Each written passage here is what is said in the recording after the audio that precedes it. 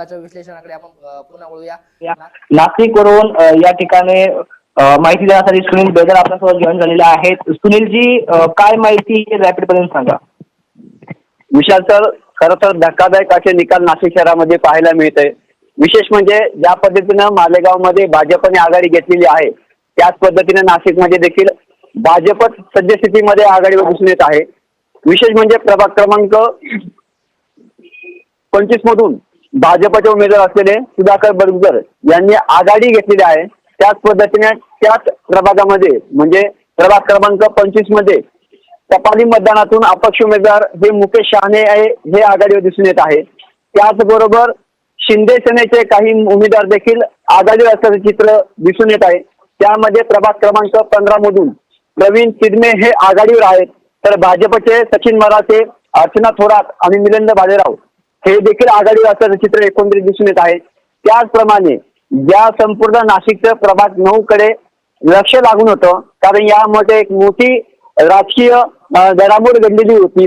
ज्या दिवशी शिवसेना, उद्धव बाळासाहेब ठाकरे आणि मनसे यांनी एकत्रित येऊन पत्रकार परिषद घेतली होती। त्यानंतर जो नाशिकमध्ये मनसे सैनिकांमध्ये आणि उद्धव बाळासाहेब ठाकरे यांच्या पदाधिकाऱ्यांमध्ये जो जल्लोष पाहायला मिळाला, या जल्लोषात भाजपचे सध्याचे असलेले उमेदवार दिनकर अण्णा पाटील हे त्या ठिकाणी ढोल ताशांच्या वाद्यामध्ये नाचताना दिसून आले आणि दुसऱ्या दिवशी भाजपमध्ये त्यांनी उडी मारली। त्यामुळे संपूर्ण राज्यभरामध्ये हा चर्चेचा विषय ठरला होता, तो म्हणजे प्रभाग क्रमांक 9। या प्रभाग क्रमांक 9 मधून देखील भाजपचे उमेदवार असलेले दिनकर अण्णा पाटील आणि त्यांचे सुपुत्र अमोल दिनकर पाटील हे देखील आघाडीवर असल्याचे एकंदरीत चित्र दिसून येत आहे।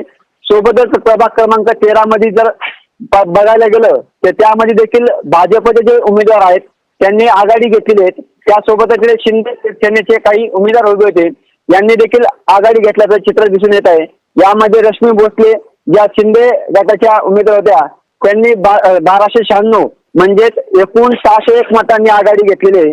त्यासोबतच संपूर्ण नाशिक शहराचा जर विचार केला गेला तर नाशिक महानगरपालिकेच्या 122 जागांसाठी 735 उमेदवार हे रिंगणात होते। त्यापैकी 527 उमेदवार हे विविध राजकीय पक्षांचे होते, त्यामध्ये 208 उमेदवार हे अपक्ष होते। त्यामुळे अनेक प्रभागांमध्ये अटीतटीच्या लढतीमध्ये ही निवडणूक संपन्न झाली। या निवडणुकीत एकूण 13,60,722 मतदार होते, त्यापैकी निम्म्या मतदारांनी म्हणजे संपूर्ण नाशिक शहराचा आढावा घेतला गेला तर शहरातील एकूण 563 मतदान केंद्रावर मतदान प्रक्रिया ही पार पडली होती। त्यामुळे त्या ठिकाणी काही ठिकाणी अपवाद वगळता सर्वच ठिकाणी मतदान प्रक्रिया सुरळीत झाली आणि या मतदानाचा टक्केवारी जर बघितली गेली तर 56.76% इतकं मतदान संपूर्ण नाशिक शहरामध्ये काल झालं। 2017 आणि 2026 जर एकंदरीत आकडा काढायला गेलं तर 2017 मध्ये 5% मतदान जास्त होतं, परंतु यावर्षी 5% मतदानामध्ये घट झाली। त्यामुळे कुठेतरी निवडणूक आयोग आपल्या मतदारांना एकत्रित करण्यासाठी आणि वोटिंग करण्यासाठी प्रवृत्त करण्यासाठी कमी पडलं का हा चर्चेचा विषय ठरत आहे।